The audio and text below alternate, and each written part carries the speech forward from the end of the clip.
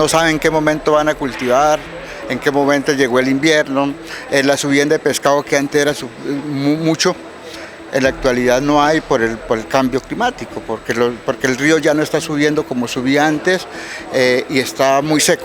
Eso está generando dificultades en el tema de la seguridad alimentaria de los pueblos. El pescado ha sido como la mayor fuente de alimento para las comunidades, y cuando esto no sucede, pues la gente va a aguantar hambre. Las comunidades indígenas continuarán con sus prácticas ancestrales para proteger el territorio, pero no descartan la extinción de sus pueblos y de la humanidad si no logramos detener el cambio climático. Nosotros creemos que debemos seguir en la dinámica nuestra. La dinámica nuestra es seguir usando y manejando el territorio como lo hemos venido haciendo desde el sistema de conocimiento propio de las comunidades. Me arriesgo a pensar que usted está pensando en la extinción de las comunidades. Nos puede llevar, justamente nos puede llevar, este cambio climático nos puede llevar a eso. Y es un compromiso de todos. Yo creo que no solamente de las comunidades indígenas, sino de toda la humanidad en brindar ese escenario favorable para seguir manteniendo nuestros territorios conservaditos. Para el Banco Mundial, la idea de la transición energética propuesta por el gobierno del presidente Gustavo Petro es el rumbo hacia el cual el mundo y la humanidad deben caminar. Es una excelente señal, porque la transición energética hace que no hay que reducir la huella de carbono. Lo que se emite ya va a ser mucho más verde.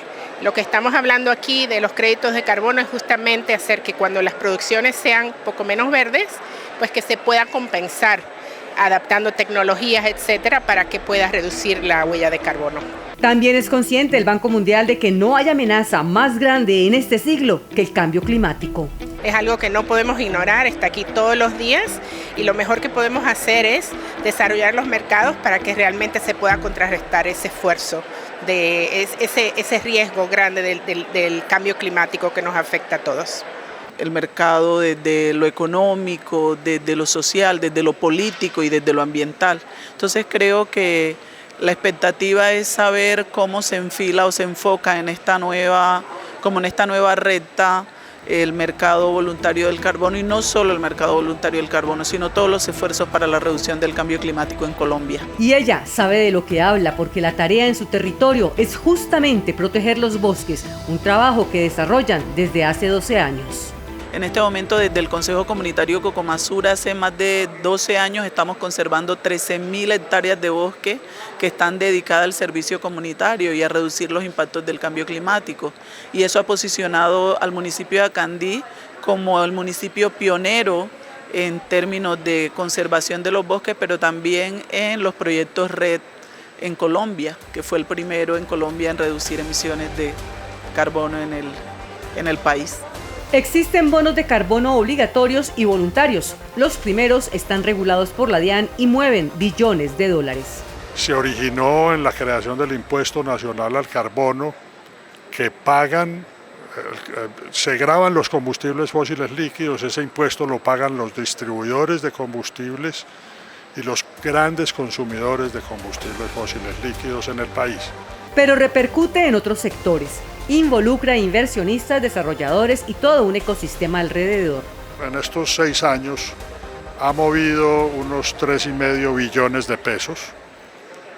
Cerca de 2,3 billones de pesos ha recaudado la DIAN como pago por el impuesto al carbono, y el resto, 1 billón largo, 1,3 billones, 1,4 billones, se ha aplicado a la no causación del impuesto, recaudado por las empresas que desarrollan proyectos y venden los créditos de carbono para que haya compensación. Hay ciertas actividades económicas que propician la deforestación y la degradación. Un ejemplo de esto es, por ejemplo, las actividades maderables, la extracción maderera, ¿sí? La tala. La tala puede ser legal o puede ser ilegal, ¿verdad? Con las comunidades trabajan en los mecanismos que permitan devolver al bosque lo que éste da a los seres humanos. La madera es un recurso necesario. Pero, digamos, hacerlo de manera respetando el bosque, es escoger ese individuo, esa especie que me va a servir a mí para satisfacer mis necesidades, pero al mismo tiempo yo como voy a contraprestar ese servicio que me está prestando el bosque. Jairo es ingeniero agrónomo y para él no existen especies peligrosas o malas, son las decisiones humanas las que afectan los ecosistemas. Hay labores de restauración históricas que han demostrado que debajo del pino y del eucalipto bien manejado puede crecer un bosque secundario con especies nativas, pero para esto hay que hacer manejo, no es ir a sembrar y dejar eso quietecito sin hacer ningún manejo. En el caso de otros territorios, por ejemplo donde están los bosques naturales, allí pues sí, evidentemente meter una especie, digamos como el pino, como el eucalipto, pues es un exabrupto técnico y ecológico. Se busca conservar la fauna y la flora nativas. La mayor parte de las utilidades resultado de esta reducción de la huella de carbono es para las comunidades dueñas del territorio. Ellas deciden en qué deben ser invertidos estos recursos. Los proyectos son más o menos costosos dependiendo del conocimiento de los habitantes. Ejemplo, el trabajo desarrollado en la bahía de Cupica, en Chocó. Donde los mismos aserradores que talaban madera se convirtieron en personas que rescatan semillas y que rescatan plántulas. Eso abarata, digamos, los costos de restauración de los ecosistemas, pero pues digamos en otras zonas habría que hacer este tipo de capacitaciones.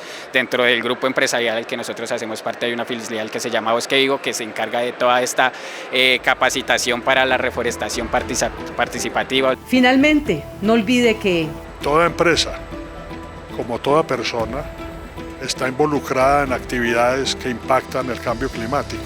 Todos podemos reducir nuestra huella de carbono. Todos producimos una huella de carbono y todos podemos reducirla y podemos mitigarla.